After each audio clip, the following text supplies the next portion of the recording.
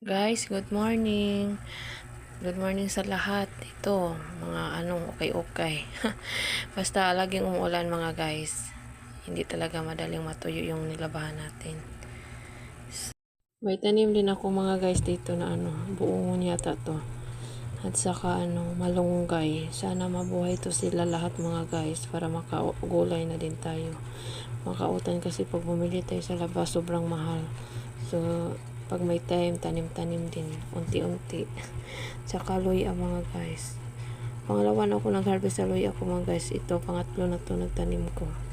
So, nilinisan ko yung niya. Yung malapit sa punuan sa luya ba, baka maano siya. Tag nito, hindi makita kasi dumami na yung damo.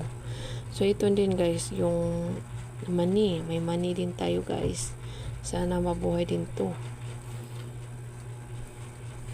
Parang umuulan naman to mga guys kasi cloudy.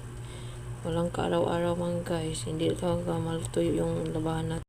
So ito, tapos na ako maligo. So nagdala naman si Inday ng yung dustpan sa kawalis kasi nagwawalis ako guys. Kasi dito nun ako naglinis sa labas mga guys kasi alam nyo na ayaw ko ng makita na may mga madumi, mga basura. Linisan ko talaga yan guys kahit umulan pa yan. O hindi naman ako naglinis baka umulan na. Hindi ba kahit basa pa yung niya, yung lupa. Maglinis pa rin ako mga guys. Walang pagod to si Inday, laban, inahan. Kasi para sa healthy natin dapat maglinis tayo. Diba mga guys? So sabayan nyo ako maglinis mga guys.